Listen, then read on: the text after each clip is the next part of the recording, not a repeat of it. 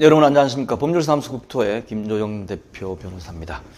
매일 저녁 9시에 동영상을 유튜브에 업로드하고 있으니 9시에 많이 찾아봐 주시기 바랍니다.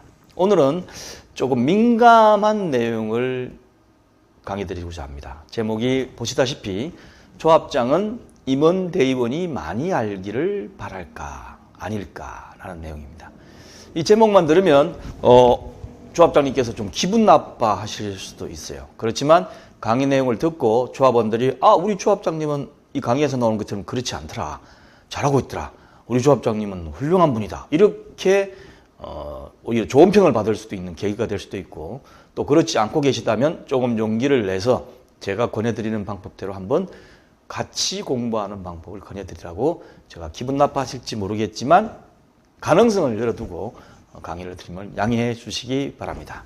자, 그럼 먼저 임원 대의원이 정비사업 지식을 모를 경우에 어떤 결과가 나타날까요? 제가 계속 강의 때마다 하지만 굉장히 사업 단계가 많고 생소하고 처음 듣는 얘기고 처음 하는 사업입니다. 그러다 보니까 여러 가지 많은 지식을 요구를 해요. 그런데 만약에 임원 대의원들이 잘 모르면 어떻게 되죠? 조합장부터 대의원까지 의사결정에 미치는 영향력을 실질적으로 보면 이렇게 되어 있습니다. 조합장이 아무래도 가장 세죠. 그리고 이사, 감사, 그 다음에 대의원, 이런 순으로 되어 있습니다. 대의원들의 의사결정 기관일 수도 있고 또 심의기관일 수도 있지만 실질적으로는 조합장, 이사, 감사, 대의원 순으로 되어 있는 경우가 많이 보이는 것 같습니다. 이럴 경우에 특히 대의원이 잘 모르게 되면 어떻게 되죠? 그냥 조합집행부에서 올리는 안건에 대해서 무조건 찬성을 할 가능성이 높습니다.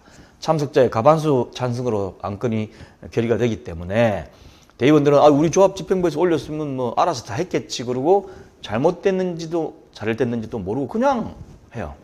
실제 대의원회를 가보면 대의원회 회의 자료 안 보고 와가지고 그냥 이따가 그냥 투표하는 경우가 많습니다. 그러다 보니까 과연 이분들이 제대로 뭘 알고 하느냐 모르고 하느냐는 좀 생각이 들 때가 있어요. 그리고 또 뭐냐면 이런 상태에서 총회 안건이 상정되면 조합원들은 더합니다. 조합원들은 자기들한테 경제적인 이익을 손해를 끼치지 않는 경우는 대부분 또 통과시켜요. 임원 선출할 때나 좀 신경 쓰고 나머지 웬만한 거는 빨리 갑시다 이러면서 그냥 다 통과를 시키는 경우가 대부분이에요. 이런 구조 때문에 조합집행부가 잘못된 생각을 할 수 있다는 거죠. 야, 우리가 이렇게 잘못하더라도, 아니면 특정 업체가 결탁해가지고 특정 업체한테 유리하게끔 계약을 체결해 올리더라도 다 대의원회 통과되고 총괄통과돼. 이런 거 그냥 해! 이런 식의 될 수 있다는 거죠. 그렇게 되면 궁극적으로 조합원들한테 손해가 발생하게 되는 것입니다. 자, 그러면 단도직입적으로 조합장은 임원 대의원들이 잘 알기를 바랄까요? 잘 알기를 바랄까요? 어떻습니까? 제가 강의 드린 건 일반적인 가능성을 두고 말하는 겁니다. 안 그런 조합장님이 대부분일 수도 있어요. 자, 어떻게 되냐면 일단 조합장이 조합의 대표자인데 자기보다 다른 사람이 많이 알기를 원하지는 않을 가능성이 높습니다. 내가 뭐라고 얘기하는데 누가 더 아는 사람이 나와 한마디 해버리고 나를 콱 죽여버린다. 이러면 상당히 스트레스 받고 기분 나쁠 거 아닙니까?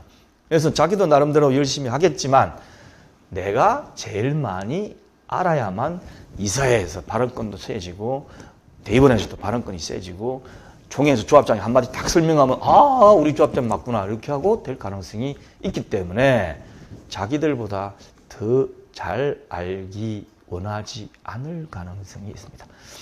여러분, 세종대왕과 관련된 영화를 하다 보면 훈민정음 관련된 영화가 있죠. 거기 보면 가끔 대사가 나옵니다. 사실인지 아닌지 모르겠지만 훈민정음을 한글을 배포할 적에 사대부들이 반대한 걸로 영화에 나와요.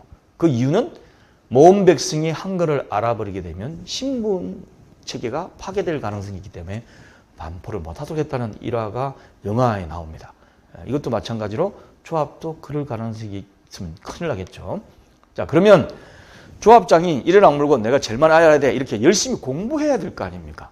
그런데 공부하는데 시간도 걸릴 수도 있겠죠. 그런데도 불구하고 자기는 계속 공부하지 않고 있으면서 임대원들만 더 모르게끔 놔두면 이게 문제가 있는 겁니다. 자, 그러나 제가 이 강의를 하는 것을 여러분들께서 듣고 계시다시피 인터넷이 워낙 발달되고 유튜브를 통한 동영상 강의가 있다가 보니까 어떻습니까? 자, 조합장 임원 대의원들이 모두 잘 알 수가 있는 여건이 갖춰져가 있어요.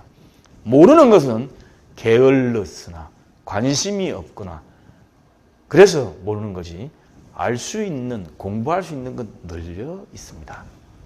자, 그러면 모두 다 안다. 그럼 어떻게 되죠?